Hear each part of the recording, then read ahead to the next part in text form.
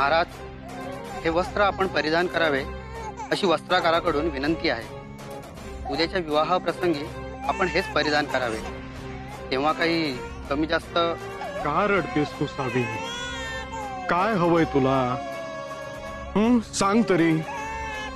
निदान लवकर लवकर बोलायला लाग, म्हणजे आम्हाला कळेल तरी तुला काय होतंय ते. बर, मी प्रयत्न करतो. तुला दूध हवंय का तुला थंडी वाजते का? मी दुसरा विवाह करतोय म्हणून रुसलीस तू? हा, अगं पण बाळा, तुला आईची माया मिळणार आहे. ती तुला नाहू माखू घालेल, तुला कुशीत घेईल, तुला अंगाई म्हणेल आणि तुला आईची ऊब मिळेल.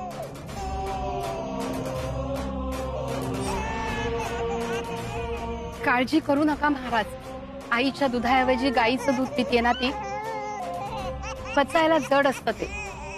पोटाला आराम पडला की कमी होईल किरकिरणं तिचं. तोपर्यंत द्यावं तिला माझ्याकडे. आणि हे सेवक खोळंबलेत आपल्यासाठी, तेव्हा त्यांना जे काही वस्त्र असतील ते आम्ही परिधान करू. आणि जोपर्यंत सावित्रीला आराम मिळत नाही तोपर्यंत कोणीही आम्हाला त्रास देऊ नये.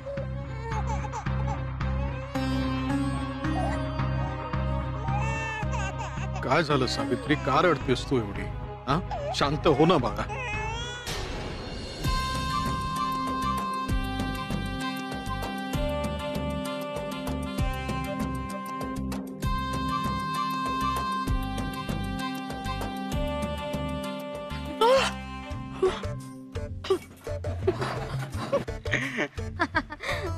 अगं बाई, मंदाकिनी देवी, तुमची जीभ भाजली की हो? आता नव्या महाराणींशी कसं बोलणार? नाही म्हणजे उद्याच महाराजांचा विवाह आहे. जीभ होईल ना ठीक तोवर. बिचारा राजकन्यासाठीच करतायत ना महाराज हा दुसरा विवाह. हो ना, आपल्या स्वर्गीय महाराणींवर महाराजांचं फार प्रेम होतं. पण तान्ह्या लेकराला आई हवीच. पाप्यांचं आणि दासींचं काम नाही ते. ते खरंय रे, पण मोठ्या लोकांचं तेवढ्यात नसतं. राजाचं लग्न म्हणजे 2 राज्यांचं लग्न. तर आता बघा, कंगाल झालेल्या दक्षवरचं राज्याचं नशीब कसं फळफळणार. आमचं नशीब केव्हा फळफळणाऱ्या देव जाणे. आता नवी महाराणी आली म्हणजे आमची राज्य बळकावण्याची संधी पुन्हा गेली. काय बडबड करते स्वतःशी? असं मूर्खासारखं काही बोलू नको. कोणी ऐकलं तर राज्य राहिलं दूर. धडावर असलेलं शीर शाबूत ठेवण्यासाठी प्राण कंठाशी येतील. त्यापेक्षा वेडेपण घेऊन पेढे खाऊया, नव्या महाराणींच्या चरणाशी जाऊया आणि संधी मिळाली की डोक्यावर काढूया. काय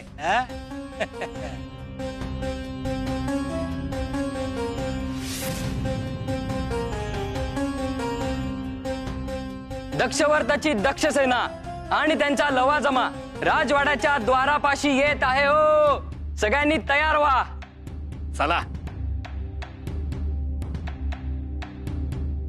विश्वंभट, वेळेची पक्की आहेत ना मंडळी? दक्षसेनेचं रूप आणि तिची मोहिनी विद्या प्रत्यक्षात पाहिजे आम्हाला. चित्रातल्या डोळ्यांनीच इतकी जादू केली आहे सावित्रीवर, मग प्रत्यक्षात ती काय काय आणि किती किती करेल.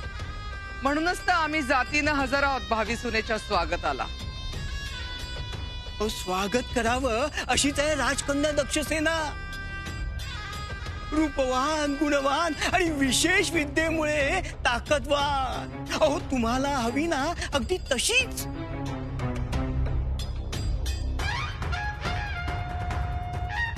आली आली, राजकन्याची पालखी आली. अहो, तुम्हीच स्वतः खात्री करून घ्या.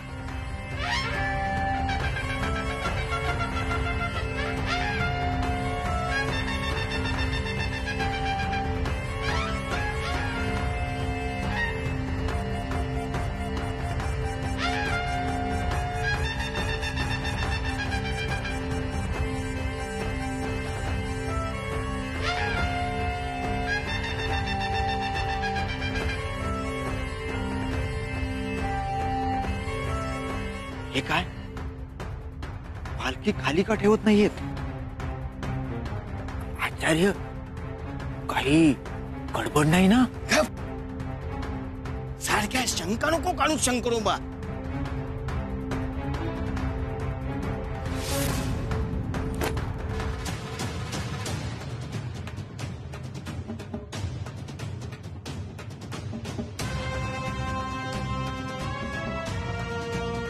हा कोण आणि राजकन्या कुठे आहेत?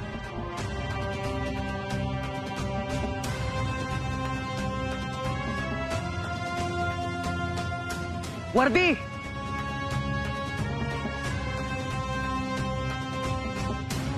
हो हो हो दक्षवर्त राज्याचे युवराज दुजेंद्र राजांचे पुत्र, महापराक्रमी, महाशक्तिवान, महागुणवान, महाकीर्तिवान, ज्यांच्या हातामध्ये 10 हत्तींचे बळ आहे, ज्यांच्या शक्तीने दगडांचाही भुगा होतो, असे महापराक्रमी युवराज दक्षबाहू यांचा विजय असो, विजय असो.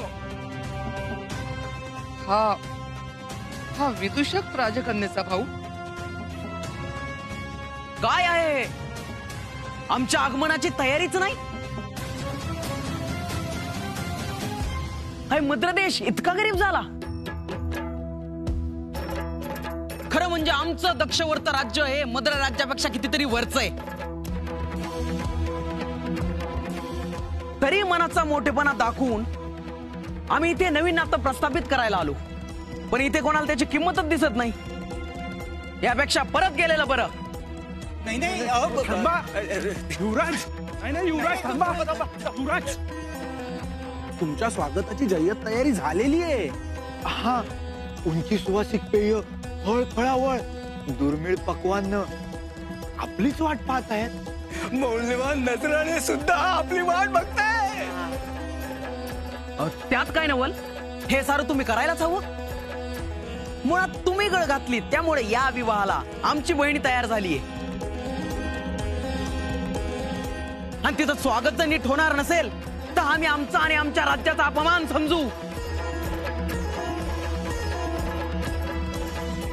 अहो पण आमची चूक काय झाली ते तर सांगा, आता सुधारतो. काय चूक झाली हे विचारताय? अहो आमची फुलासारखी सुकुमार भगिनी तळपत्या उन्हात आली आहे इथवर. पायी राजकन्या आहे ती. पायी कशी येईल? पालखीतच आली. हो पण मद्र राज्याच्या सीमेपासून ते इथवर तिच्या स्वागताला रस्त्यावर सावलीसाठी रेशमाचं आच्छादन नाही, सुवर्ण मुद्रांची उधळण नाही. इतकी गरिबी. पण राजकुमारी तर पालखीतून आल्यात, तर मग रेशमी आच्छादनाची गरजच काय? आणि पालखीचे भुई त्यांच्या डोक्यावर फेटेत, रेशमी आच्छादनाचं काम काय? हे शहाणपण तुम्ही आम्हाला शिकवू नका. अहो आमची दक्षसेना एवढी नाजूक आहे की तिला उष्ण वारा जरी लागला तरी कोमेजून जाते. हो फुल आहे ती. आणि या भोयांच्या पायाला लागणाऱ्या उष्णतेमुळे ते आपला वेग बदलतात. त्यामुळे पालखी हिंदकळते आणि याचा त्रास कोमल दक्षसेनेला होतो. तेव्हा रेशमाचा आच्छाद यापुढे होईल. यापुढे नव्या महाराणी जिथून जिथून जातील ते सगळे रस्ते सुवर्ण मुद्रांच्या पावसाने नाहतील. पण त्याआधी तुमची आणि तुमच्या बहिणीची आमच्याशी ओळख तर होऊ दे. दक्ष भाऊ बोलत असताना मध्येच नाक खुपसणाऱ्यांना तो त्वरित शासन करतो. कोण आहे रे तिकडे?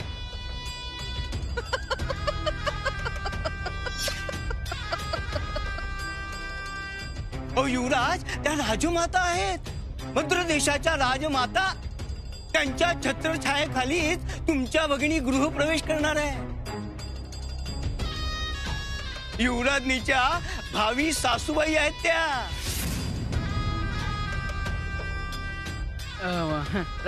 देवी माता, राजमाता, प्रणाम.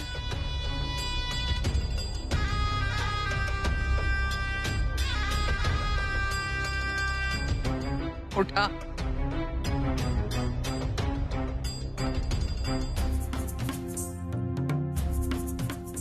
येऊ दे राजकन्याची पालखी.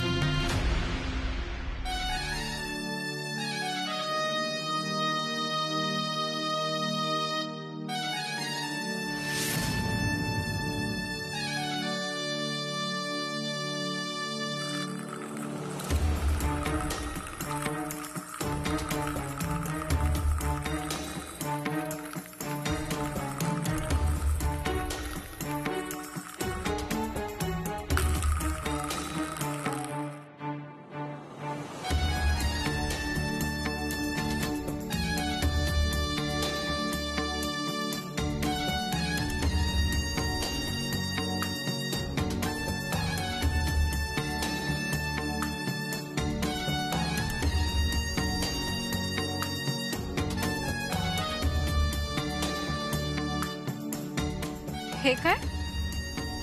आमचा जय जयकार का होत नाहीये? आमच्या आगमनाचा आनंद नाही झाला का कोणाला? युवराजनी, आपण अजून महाराणी व्हायच्या आहात. त्यानंतर सारं राजवैभव. इथे जय जयकार फक्त आमचा होतो. राजमातांचा राजमातांचा राजमातांचा राजमातांचा. पाहिलं, महाराणी झालात की मिळेल बरं हा मान. भ्रम आहे हा तुमचा. महाराणी होण्यापूर्वीच अगदी ह्या क्षणी हा मान सगळे मला देतील. तुम्ही सुद्धा.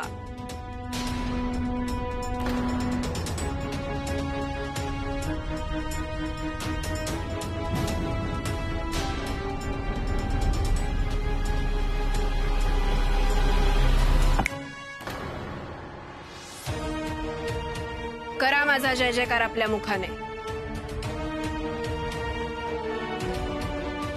करा. युवराजनी दक्ष सेनेचा विजय असो. विजय असो. विजय असो. युवराजनी दक्ष सेनेचा विजय असो. विजय असो. विजय असो. युवराजनी दक्ष सेनेचा विजय असो. विजय असो.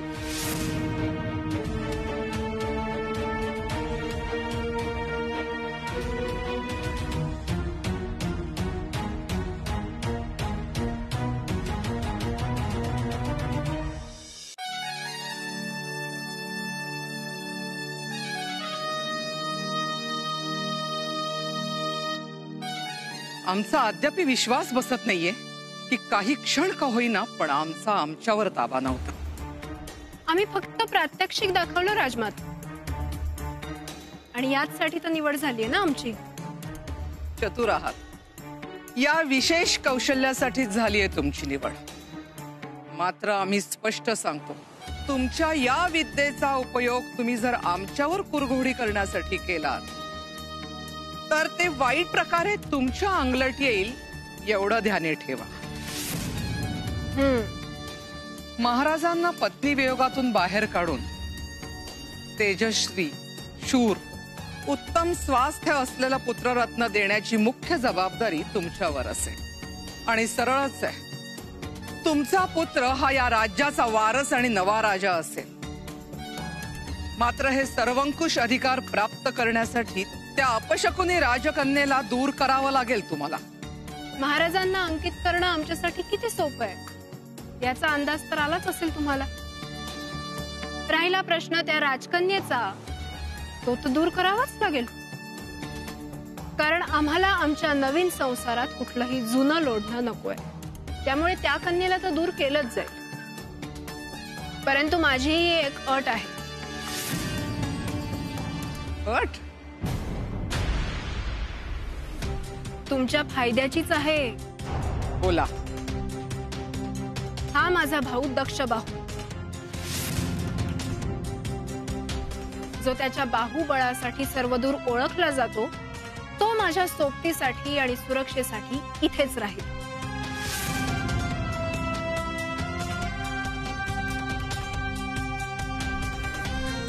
दगडाचाही लीलया भुगा करणाऱ्या माझ्या भावाची आपल्या राज्याला मदतच होईल राजमाता. आहे मान्य?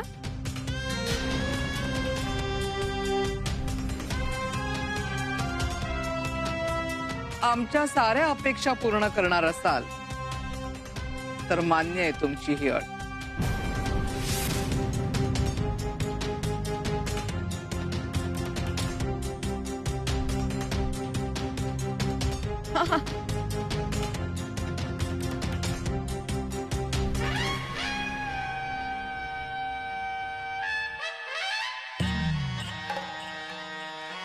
आम्हाला संमोहित करण्यापेक्षा महाराजांना संमोहित करा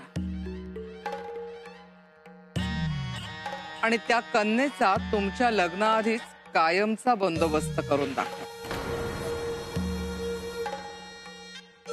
तरच आम्ही तुमची शक्ती मान्य करू. नाहीतर हा विवाह व्हावा का असा प्रश्न पडेल आम्हाला.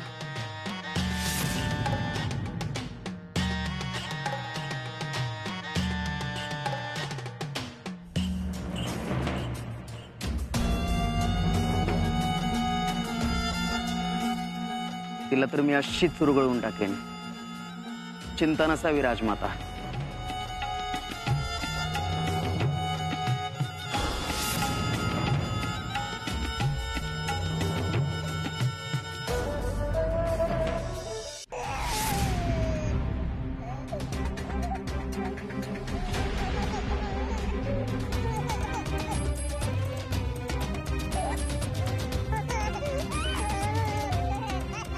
मद्र राज्याच्या होणाऱ्या महाराणी दक्षसेना आणि त्यांचे बंधू दक्षवर्त राज्याचे राजपुत्र दक्षबाहू यांचं स्वागत महाराज स्वतः प्रवेशद्वारावर येऊन करतील असं अपेक्षित होतं. परंतु यांना आपल्या कन्येसमोर सगळ्या राजशिष्टाचारांचा विसर पडलेला दिसतोय. याला खोडसाळपणा म्हणावा की दुर्लक्ष? क्षमा करा दक्षबाहू. सावित्री आमच्यासाठी सर्वस्व आहे आणि आपल्याला कल्पना असेलच की आम्ही हा विवाह मुख्यतः सावित्रीसाठीच करतो. हो हो, पित्यासाठी कन्यास अधिक प्रिय असते. कशाला? प्रत्येक भावासाठी त्याची बहीण ही कन्येसमानच असते. जशी आम्हाला दक्षसेना माझी बहीण म्हणजे माझ्या काळजाचा तुकडा मी तुमच्या हाती सुपूर्द करणार आहे.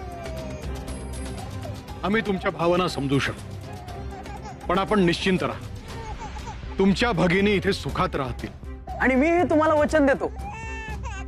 तुमच्या कन्येची व्यवस्थित काळजी घेईल माझी बहीण. आणि तिला फक्त आईच नाही तर एक बलदंड मामाही मिळाला आहे.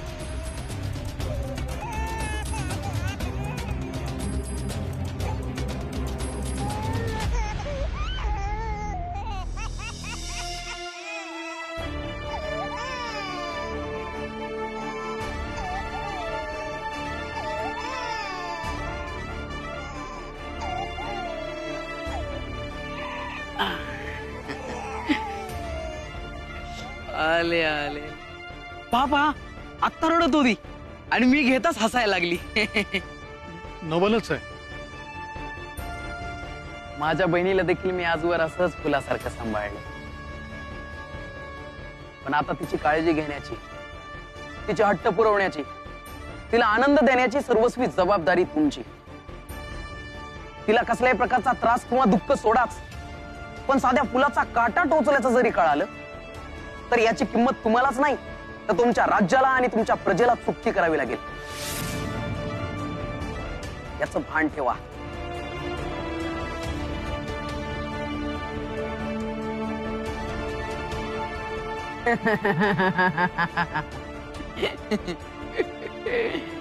क्षमा असावी.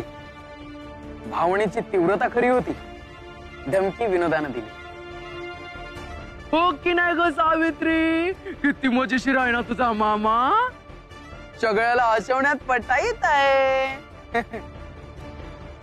तुझी न माझी तर गट्टीच जमनाले बाबा, गट्टीच जमनाले.